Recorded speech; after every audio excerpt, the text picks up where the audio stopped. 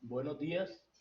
Esta propuesta titulada Aproximaciones al razonamiento algebraico desde la educación primaria es una propuesta que convoca a los maestros de matemáticas hasta séptimo grado a que revisemos la didáctica con la que venimos presentando los contenidos de la matemática, de manera que podamos progresivamente ir haciendo las conexiones conceptuales con los conocimientos algebraicos.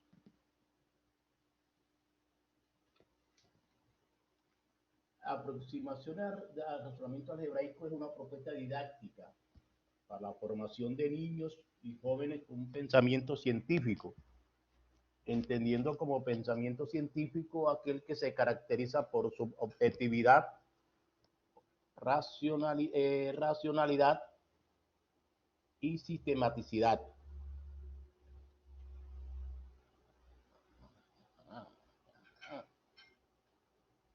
Y ahora, los orígenes del álgebra, pues la podemos buscar nosotros por allá hace 4000 años en Babilonia. Cabe señalar que en el siglo XVI a.C., los egipcios desarrollaron un álgebra muy elemental con la finalidad de poder resolver problemas cotidianos que tenían que ver con la repartición de víveres, de cosechas y de materiales. Para ello disponían de un método para resolver ecuaciones de primer grado que se llamaba el método de la falsa posición. También podríamos hablar del origen del álgebra en los documentos del papiro de Rin, donde se encuentra una serie de problemas planteados en cuya resolución comenzaron a utilizarse las primeras estrategias algebraicas. Cabe señalar que el número desconocido que se quería obtener se le llamaba montón.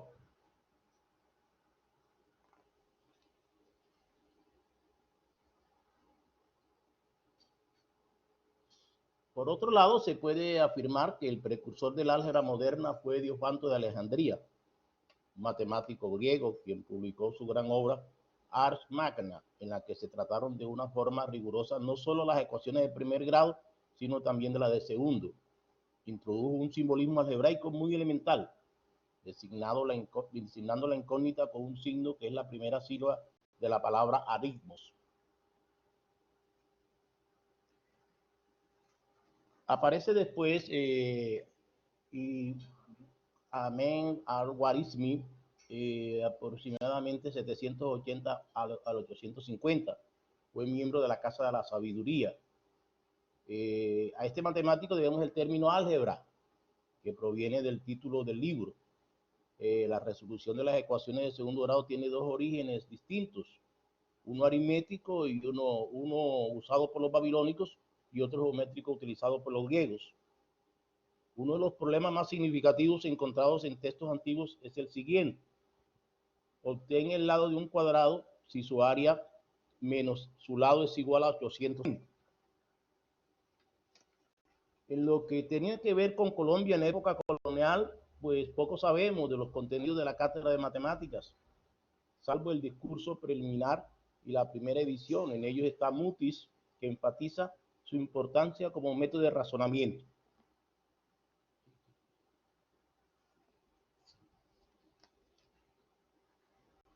A medida que se transita hacia cursos superiores, la necesidad de conocimientos algebraicos que estén a tono con las exigencias del grado que se cursa se hace más evidente, hasta llegar el momento de que el maestro se ve en aprietas para lograr que los estudiantes le comprendan.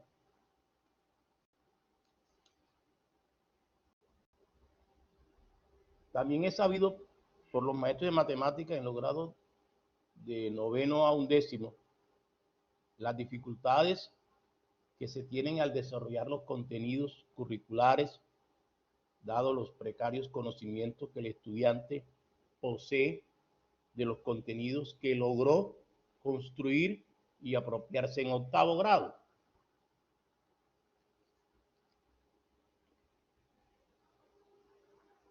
Cuando el estudiante llega al momento en que un gran número de los estudiantes no comprenden los procesos algebraicos exigidos en el curso que hace.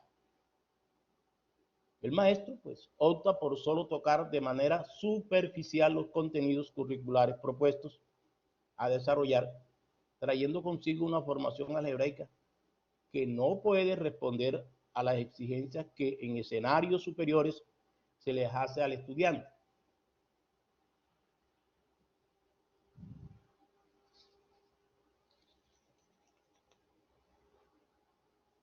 También es conocido por todos los maestros que han transitado por las aulas al momento de realizar sus respectivos pregrados, pues hoy esta información está a disposición de quienes la requieran.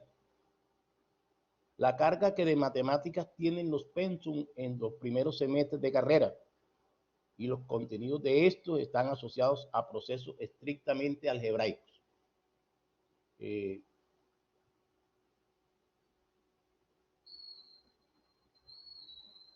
Ahora, la necesidad de que niños y niñas adquieran una formación prealgebraica se podría llamar organizada y coherente a tiempo y en su momento, para que al futuro puedan responder a las exigencias algebraicas inmersas en asignaturas de la matemática superior, lo que podría minimizar la deserción de matemáticas en los primeros semestres de carrera universitaria. Por todo es sabido que los estudiantes cuando llegan al primer semestre se encuentran con unos contenidos de cálculo 1, de métodos numéricos, ecuaciones diferenciales, soluciones de ecuaciones de primer grado, fraccionarias, y esto opta por que el niño se retire, le coja apatía a la universidad y ya se tiene establecido de que un 30 a un 35% de los estudiantes desertan de los primeros semestres de las carreras. Y este es el objetivo, que los estudiantes traten de llegar lo mejor preparados a estos escenarios del primer semestre de carrera universitaria.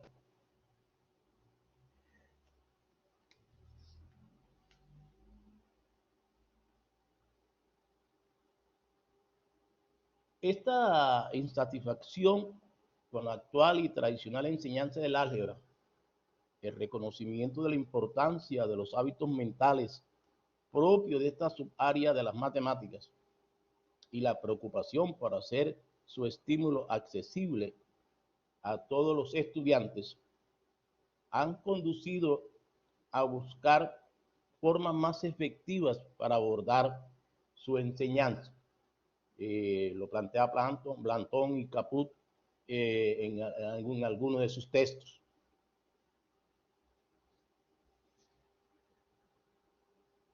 El reconocimiento de que los niños de muy jóvenes pueden hacer mucho más de lo que se les suponía previamente ha llevado a proponer para las aulas de la educación primaria una actividad matemática que implique modos de pensamiento más elevados. Este es el planteamiento central de la propuesta Erling Álgebra. Ella propone de que los niños desde temprana edad comiencen a desarrollar desde la aritmética estos pensamientos un poco más elevados de los que venimos trabajando con ellos.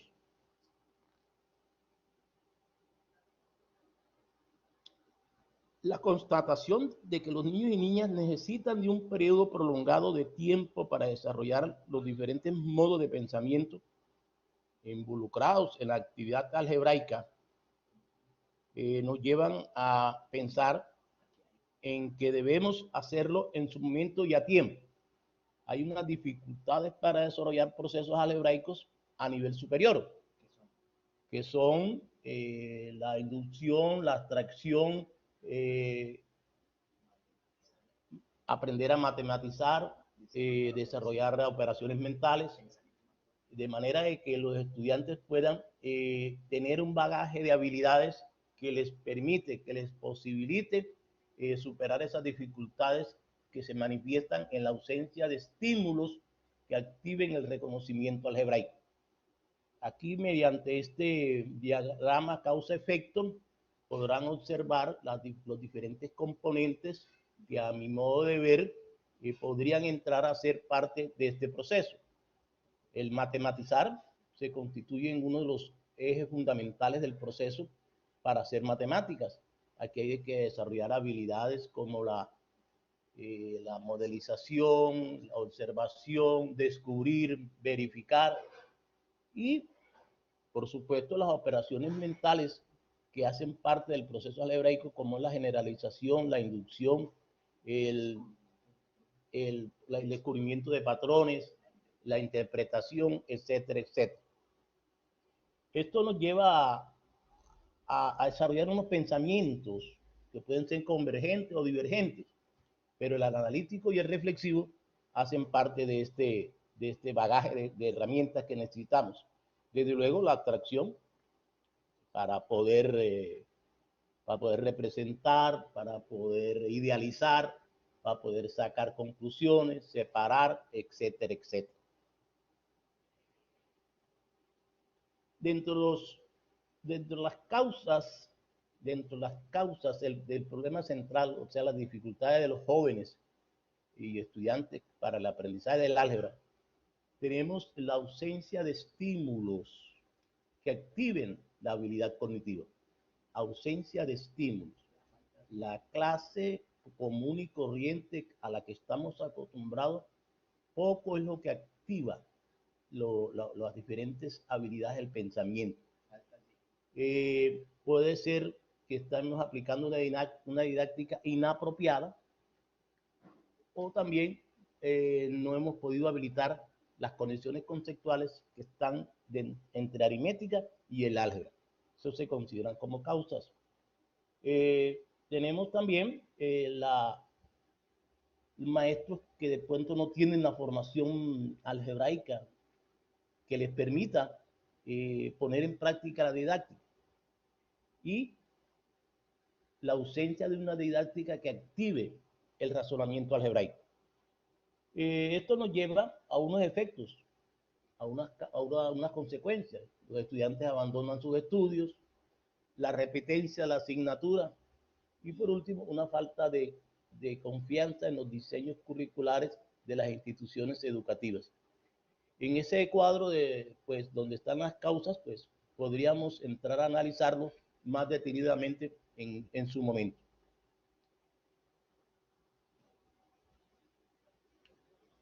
Lo otro es que se ha constatado que los niños no van a desarrollar las habilidades de un día para otro. Por eso, el proyecto de aproximaciones al razonamiento algebraico desde la educación primaria se propone para los 5 años de primaria e incluso hasta 7º grado, año en que los estudiantes ya están preparándose para comenzar a abordar el álgebra.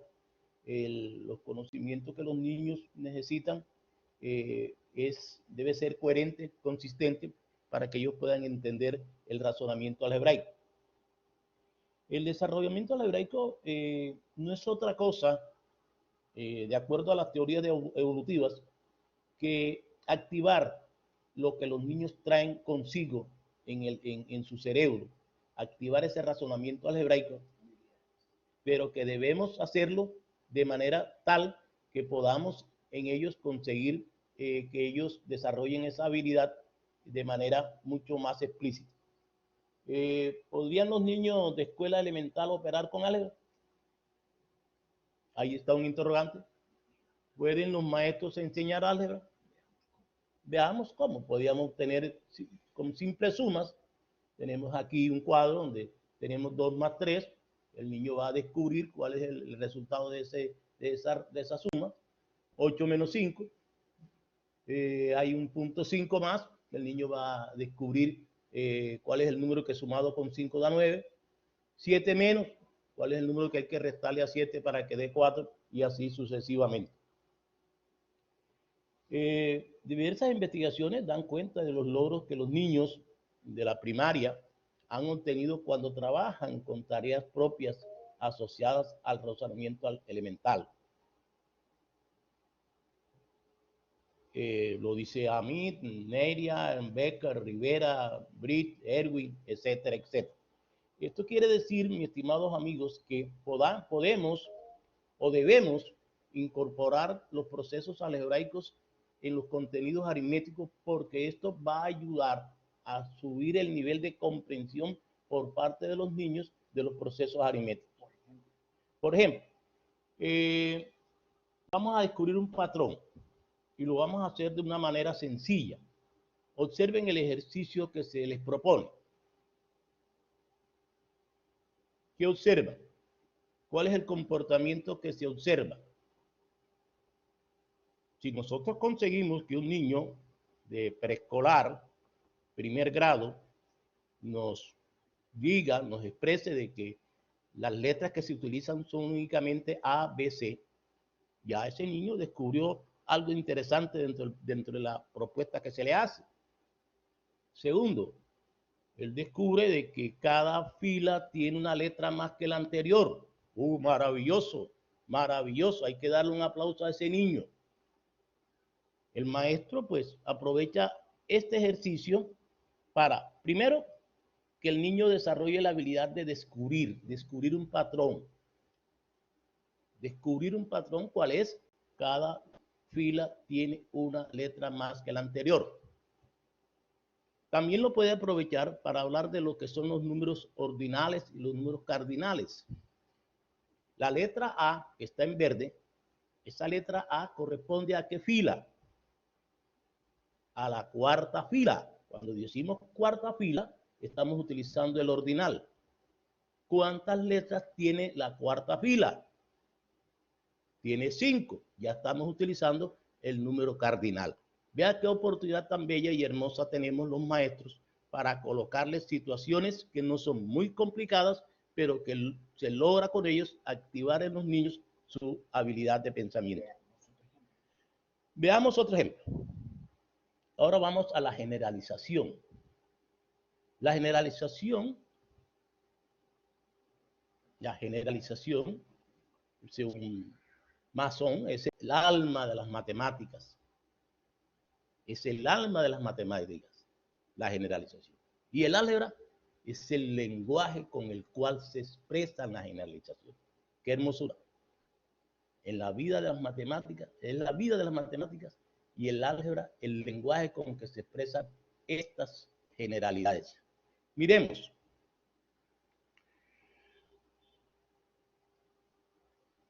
Observen los datos que se dan en el siguiente cuadro. Esperemos que los televidentes, los asistentes a la sala, observen el comportamiento de estas tres primeras filas. ¿Qué características tienen los números ubicados en la primera fila? El niño tiene que expresar cualquier cosa, pero dentro de lo que debía expresar es que los números dados son consecutivos. En esa misma fila hay una acción. ¿Cuál es la acción que se realiza? Expresada no es otra cosa que el cuadrado del número mayor menos el cuadrado del número menor. ¿Correcto? ¿Cuál es el resultado? 19. Pregunta para los niños. Ese 19, ¿qué relación tiene con los números dados? Desde luego, van a salir niños pilosos que van a decir que es la suma. Suma de los números dados. Si le pedimos a los estudiantes construir una generalización, es necesario colocarle 1, 2, 3, 4, 5 situaciones similares para que ellos realicen la misma acción y descubran que el resultado es igual a la suma de los lados. Si nos dan tres números, 17, 18 y 19, ya son tres números. ¿Qué características tienen los números? Son números consecutivos. ¿Cuál es la acción que se realiza? Cuadrado del mayor menos el cuadrado del menor. ¿Cuál es el resultado? ¿Qué característica tiene el resultado? ¿Qué relación con los números dados? Ahí es donde está el sentido de las matemáticas y de la generalización. Poner al niño a que él piense, a que él produzca, a que él descubra. Ya luego, con conocimientos ya algebraicos, traducido eso al lenguaje algebraico, para el primer caso, tenemos dos números consecutivos, n y n más 1. La acción expresada es n más 1 al cuadrado menos n al cuadrado. Desarrollando eso llegamos a 2n más 1. ¿Y qué es 2n más 1? La suma de los números dados, n y n más 1. Vean ustedes lo hermoso que es aprovechar lo que tenemos construido dentro de la potenciación para ir mucho más allá y hacer las conexiones con el razonamiento algebraico. Otro de los temas fundamentales en álgebra es el concepto de función. Vea la oportunidad que tenemos hoy de ver cómo podemos nosotros hacer la conexión de la aritmética con el álgebra cuando hablamos del concepto de función, que no es otra cosa que la relación de dependencia. Miremos las dos tablas. Se elabora una tabla con dos columnas, con dos filas y varias columnas. Una va al número y a la otra le decimos multiplique por 2 y sume 1. Multiplique por 2 y sume 1. Vamos a llenar, a terminar de construir las tablas. Tenemos en la segunda tabla, dice multiplique por 2 el número y sume 1. Aquí tenemos 2 por 0, 0, 2 por 1, 0, 3, 2 por 2. Acá es sume 3. Sume 3. 0, 1, 1, 2, 2, 3, 3, 4, 4, 5, 5, 6, 6, 7. Aquí, en este ejercicio, el maestro tiene que ser un poco acucioso en el sentido de la pregunta. Los números de la primera fila pueden ser cualquiera, pero los números que van en la segunda fila dependen, y esa palabra dependen nos traslada al contexto del concepto que tenemos de función. El concepto de función es una relación de dependencia. Tenemos otra tabla donde colocamos otra regla, multiplicar por 2 el número, entonces nos va a dar otros números en la segunda fila. Pero ¿por qué dan otro número? Porque hemos cambiado la regla. Y ahí está la pregunta, que si los datos de la segunda fila en la primera tabla son diferentes a los datos de la segunda fila en la segunda tabla. Qué maravilla que nosotros como maestros desde primaria, utilizando la suma, la multiplicación, la división, la potenciación, podamos construir tablas de datos donde los niños descubran la relación de dependencia. Ahí poco a poco y progresivamente ellos podrán comenzar a hablar de funciones. Este discurso de las aproximaciones al razonamiento algebraico de la educación primaria está inscrito, está dentro de un proyecto llamado MAPEN, que busca cambiar actitudes para activar aptitudes. Óiganse bien, cambiar actitudes para activar aptitudes. Esto se está dentro del contexto del proyecto MAPEN. Este proyecto tiene tres columnas fundamentales que, soportadas sobre el desarrollo del modelo por competencia, trata de formar personas científicas, personas que vayan más allá de las competencias que miramos en la aritmética común y corriente, que no es otra cosa que una alfabetización matemática la que hacemos. Dentro de este proyecto se pretende fortalecer el modelo de clase por competencia. ¿Cómo? Diversificando las maneras de hacer la clase, haciendo la alfabetización matemática, la resolución de problemas. Tenemos otra columna fundamental que es activar el pensamiento algebraico. Este razonamiento algebraico lo tenemos que activar descubriendo regularidades, construir generalizaciones, haciendo las inferencias, la deducción, la construcción de modelos, matematizar, que es una de las actividades fundamentales. Por último, tenemos la formación científica, que es a lo que todos debemos apostarle como maestros para innovar, para poder hacer visible la creatividad, plantear hipótesis, verificar, experimentar, es crear modelaciones físicas exactas. Y todo este proceso debe estar con una transversal que es la comprensión lectora. Estamos amenizados, oxigenados este método por tres grandes ventanas: la creatividad y la innovación. Si no hay creatividad, tenemos un proceso en el aula casi que repetitivo. No vamos más allá de repetir las clases si no hay creatividad e innovación por parte del maestro. Esto nos conlleva a estar aspirando a formar en los niños un pensamiento matemático, pero además de matemático, científico. Esto es lo que predica el método Adonai para la enseñanza de las matemáticas, MAPEN. Buenos días, muchas gracias y quedamos en espera de las preguntas de los compañeros.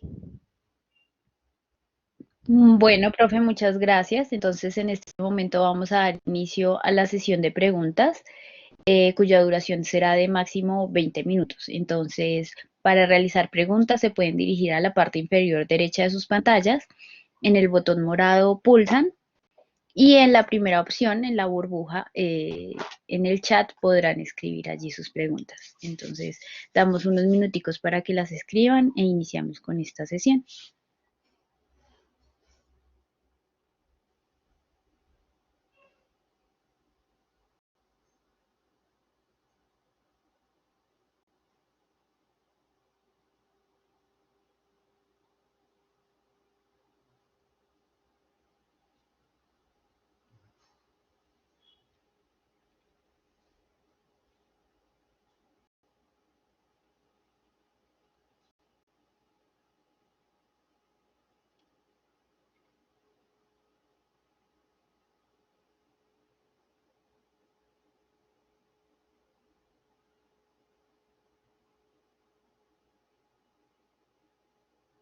Listo, profe. Entonces, en este momentito están escribiendo por el chat, entonces vamos a esperar un momentito mientras escriben sus preguntas.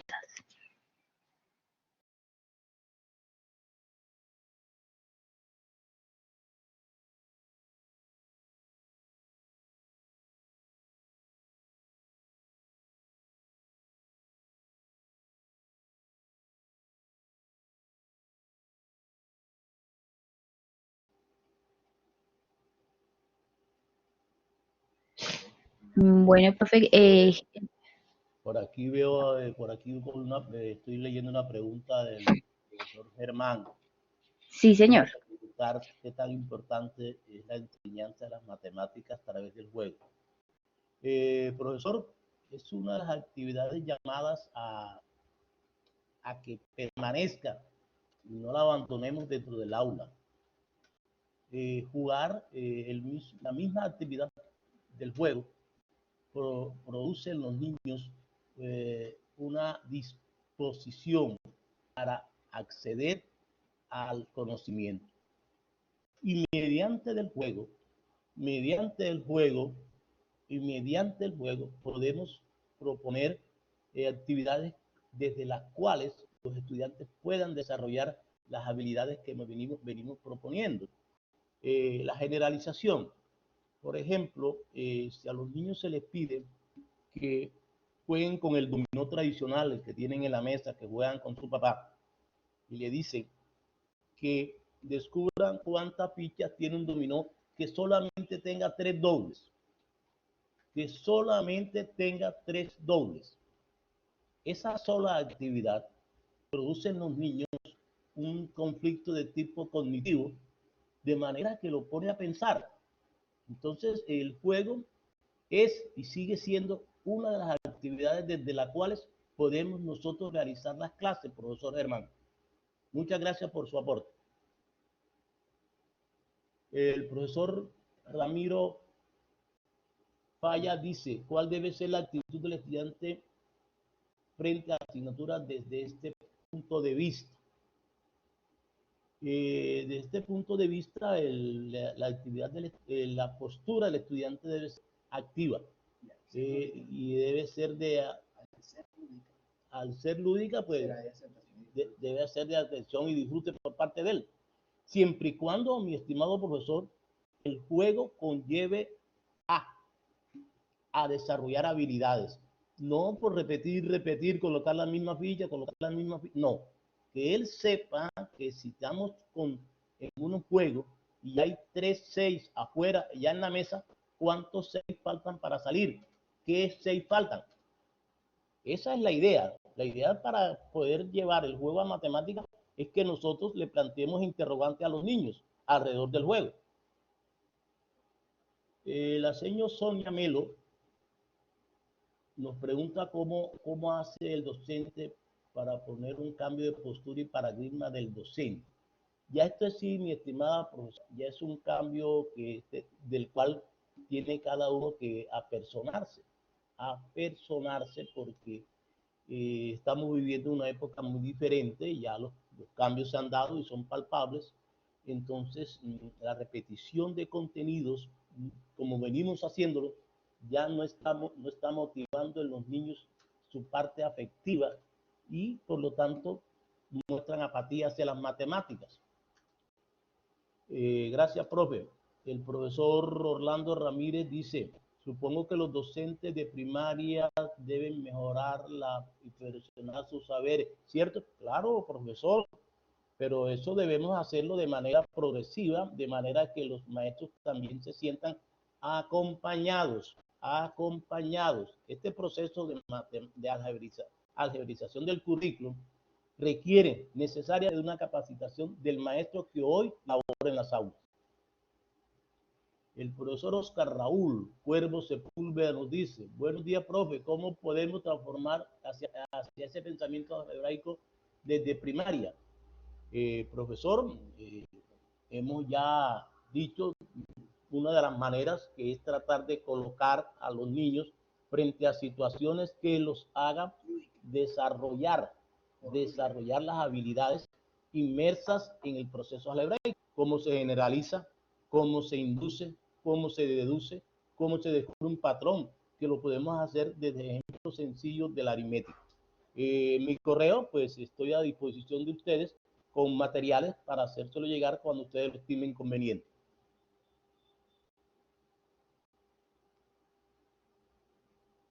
Profe, el profesor Ancísar también realizó una pregunta. Ancísar, ¿dónde está Ancísar? Ancísar. Antes del profesor Oscar Raúl Cuervo. Antes de Oscar Raúl. Ya te lo estoy buscando, Ancísar, ¿vale? No aparece Ancísar, ¿dónde lo veo? No lo veo. ¿Cómo es la pregunta del profesor? Listo, dice. Buenos días. Siempre se ha pensado que el uso de literales garantiza la comprensión del concepto algebraico. Usted propone realizar una serie de actividades que ofrecen al estudiante la experiencia de reemplazar un enunciado por una generalización. ¿Cuál ha sido la estrategia de evaluación para medir si en realidad el estudiante comprende el concepto de generalización a través del pensamiento aleatorio o algebraico? Mi estimado profesor Ancísar, buenos días. Me place su pregunta. Desde luego que esta propuesta, tal como la estoy presentando hoy, ya ha sido validada con rúbricas y con actividades en el aula. No es fácil conseguirlo de un día para otro. Nosotros necesitamos proponer 1, 2, 3, 4 veces las actividades de manera que los niños descubran la capacidad para generalizar. Por ejemplo, en el ejercicio que le mostré, cuando tenemos 4 números consecutivos, y podemos hacer el ejercicio en casa, 4 números consecutivos, y planteamos la acción cuadrado del mayor menos el cuadrado del menor, usted se va a dar cuenta de que ahí no es muy fácil establecer la regla general. Sin embargo, con ejercicios sucesivos, volvemos a hacer el ejercicio, hacemos el ejercicio con números pequeños para que los niños no se asusten y vamos a encontrar la generalidad. Y así sucede en casi todas las situaciones de tipo habilidades que tengan que ver con la generalización. Les repito, no es fácil, pero podemos seguirlo. El profesor Orlando Zuluaga dice: ¿qué teoría didáctica de las matemáticas le ha resultado más efectiva? La teoría son variadas. Tenemos lo de la lúdica, una teoría de la lúdica aplicada a las matemáticas. Tenemos las aproximaciones al razonamiento algebraico, muy efectiva porque activa en los niños la capacidad de razonar. Lo más interesante es que ellos aprendan a razonar. Y cuando nosotros tengamos niños que aprenden a razonar, ya lo que nos falta es afinar lo que tiene que ver con la comprensión lectora. ¿Qué otra pregunta, mi estimada amiga? Bueno, profe, ¿por qué es importante desarrollar ese razonamiento en los estudiantes, sobre todo los de primaria? Porque este razonamiento, mi estimada amiga, de acuerdo a los teóricos, tenemos al profesor Godino, tenemos a Caput, tenemos a varios escritores, ellos en sus investigaciones han llegado a la conclusión de que los niños que en primaria se les incorpora, se les trabaja con el razonamiento algebraico, los procesos asociados a los procesos aritméticos les son mucho más fáciles de comprender. A mí me parece que nosotros, incluyéndome a mí, hicimos el proceso a lo contrario. Primero enseñamos aritmética y después dejamos procesos algebraicos. Hoy la didáctica nos insinúa que debíamos primero tratar de que los niños desde un preescolar hagan descubrimientos, descubran patrones, construyan de por sí cosas asociadas al álgebra, de manera que ellos su razonamiento lo vayan desarrollando dentro del contexto aritmético. Y eso le va a ayudar a ellos a comprender más y comprender mejor los procesos aritméticos. Bueno, profe, muchas gracias. También preguntan qué clase de instrumentos, em, permítame, ya lo leo bien, qué clase de instrumentos usa en su evaluación y qué edades han sido probadas. Bueno, estamos utilizando las rúbricas cuidadosamente elaboradas. Tratamos de implementar diferentes clases de evaluación que son conocidas, de manera de que los resultados que se han obtenido han sido bastante positivos, por no decir óptimos, porque no son óptimos, son positivos. Los niños pues se comportan diferente cuando le llevamos una clase que no está enmarcada dentro de la rutina, le llevamos una poesía, que si hubiese tiempo la pudiéramos recitar para que los niños pues se sientan como más animados frente a las matemáticas. Por ejemplo, la poesía del punto, el geométrico. Vamos a 2 minutos para poder recitarla. ¿Qué es el punto? ¿Qué es el punto? Pregunta el mundo. ¿Qué es el punto? Preguntan los matemáticos. ¿Qué es el punto? Preguntan todos y yo respondo. Para mí, el punto es el lugar de intersección de dos trayectorias diferentes. El punto es quien le da sentido a la recta. El punto es el lugar donde tú te encuentras. Punto tiene el triángulo, punto tiene la circunferencia, punto tiene la parábola y hasta punto tiene los poemas que nos inspiran. Para mí punto es, y ojalá que a ninguno de ustedes mal les parezca, que esta tierra antes que desaparezca, muchos puntos erosionados sobre ella nos harán sufrir ante la desobediencia a quien nos envió a sobre este punto vivir. ¿Qué les parece una poesía para comenzar el programa de matemáticas cuando hablamos del punto geométrico? ¿No les parece una buena entrada? Por aquí el profesor Javier nos dice cuáles son las bases teóricas que sustentan este método. Por supuesto, profesor, tenemos bases, muchas teorías, tributan varias teorías, sobre todo la Review Feuerstein, cuando habla de la teoría de modificabilidad estructural cognitiva, cuando dice que el organismo humano es un sistema abierto que en su evolución adquirió la propensibilidad de modificarse a sí mismo, siempre y cuando exista un acto humano mediador. Oiga bien esa frase, siempre y cuando exista un acto humano mediador. Lo que quiere decir de que el aprendizaje de los estudiantes depende de la estrategia y del estímulo que nosotros apliquemos y mostremos en la clase. ¿Correcto, profesor? Bueno, profe, mientras nos responde también la profesora Sonia, pregunta si las actividades que proponen pueden adaptarse a los niños de educación inicial y pues bajo qué teoría se podría hacer. Yo he tratado y he hecho experimentos con niños de preescolar, niños de jardín, y lo hago con fichas, cuestiones de tipo físico. Yo me llevo unas checas rojas, unas checas verdes, unas checas azules, por ejemplo, tapas azules, verdes, de diferentes colores. Coloco una ficha roja de primero, en la segunda fila coloco 2 verdes, en la tercera coloco 4 rojas. Ya el niño está observando un comportamiento en las propuestas que le estoy haciendo. En la primera va una tapa, en la segunda va 2, en la tercera va 3. ¡Ah, caray! ¿Cuántas tapas colocará el niño en la cuarta fila? Ya cuando tienen un nivel de pensamiento mucho más elaborado, más elevado, ellos podrán descubrir de que el número de fichas que se coloca corresponde al número de la fila.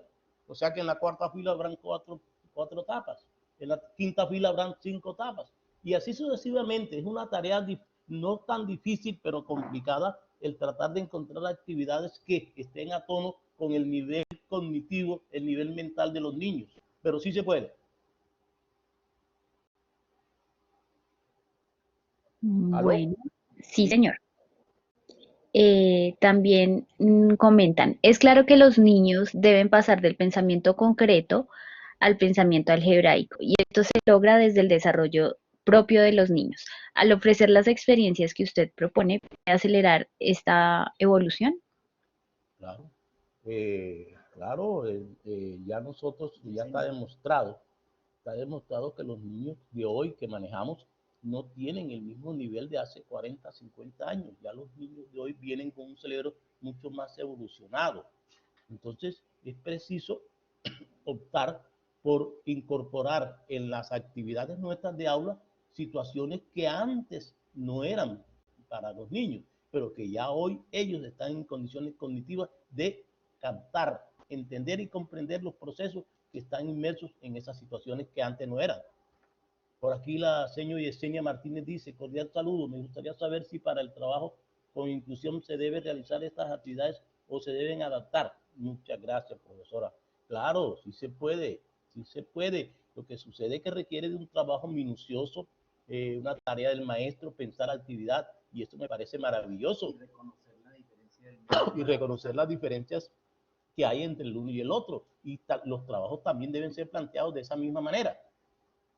Orlando Zuluaga Vera dice, ahora con la inclusión por parte del gobierno en el aula, ¿qué consejos se nos da a los maestros para la enseñanza? Claro.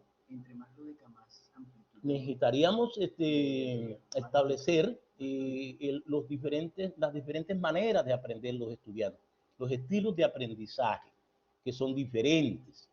Recuerde que el maestro debía proponer actividades que tengan tono con las preferencias y los estilos de aprendizaje de los estudiantes. Ahí hay una diferencia.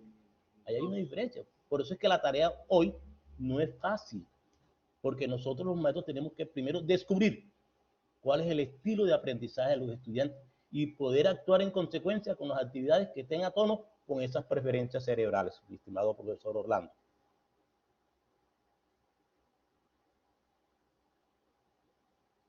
¿Aló? Sí, profe, bueno, vamos a esperar a ver si tienen una pregunta más. Y si no, pues entonces daríamos el cierre a la sesión de preguntas. Entonces, Ok. vamos a esperar unos minutitos a ver si alguien más tiene alguna pregunta, alguna inquietud.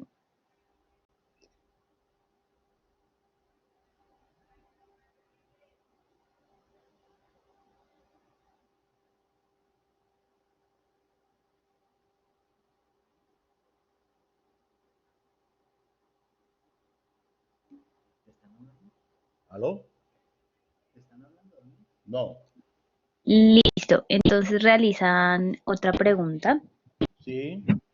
¿Por qué considera que su método es adecuado para los estudiantes de TERA 7, desde el desarrollo de las habilidades ejecutivas que se desarrollan desde el lóbulo frontal? Porque estamos desarrollando la habilidad creativa. Mi estimado profesor Ancisa, estamos desarrollando en los estudiantes las actividades de tipo creativos y propositivos, que precisamente están en el lóbulo frontal. Recordemos que el cerebro, de acuerdo a Ned Herman, en su teoría del cerebro total, habla ya no de 3 divisiones, sino de 4 lóbulos correspondientes, y que debemos estar precisamente tratando de informarnos qué actividades corresponden a cada uno de los cuadrantes.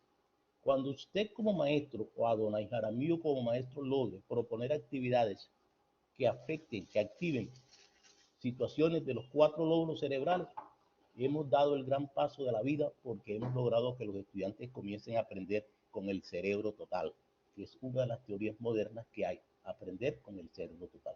Mi estimado profesor, muchas gracias.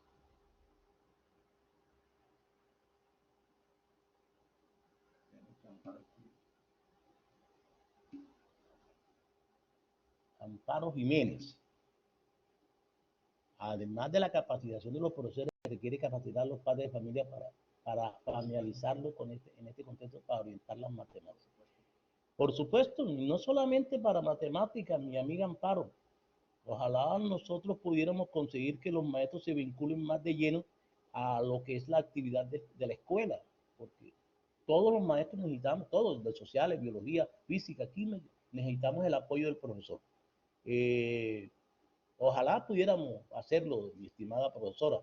Desde luego que usted sabe que el proceso de educación es un proceso sistémico que tiene diversas componentes y que requieren del comportamiento armónico de ellos. Buenos días y muchas gracias. Gracias, Ancísar. Gracias. A la orden. Por ahí te coloqué mi correo para que cualquier cosa nos sigamos interactuando, sigamos tratando de aprender nosotros mismos. Muchas gracias. Orlando, muchas gracias, Bueno, profesor Orlando.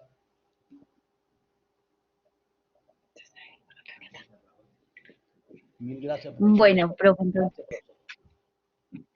profesor. muchas gracias a los asistentes y entonces agradecemos al ponente, a don Jaramillo, pues, por estos valiosos aportes y a las personas que participaron en esta comunicación. Les recuerdo que si tienen alguna pregunta adicional, la pueden escribir al correo innovacionvd@uniandes.edu.co o lo podrán hacer también por medio de los comentarios al video que se va a publicar en el canal de YouTube de una empresa docente. Allí le haremos llegar la información al profesor Adonai y también les daremos respuesta. Entonces, Perdónenme, aquí el profesor Oscar Javier Pérez Nieto dice, ¿cómo lograr que el niño sea crítico desde la matemática, haciendo uso de la estrategia porque forme el lóbulo frontal? Desde luego que para que el estudiante sea crítico, mi estimado Oscar, se requiere la postura del maestro. ¿Qué propone el maestro?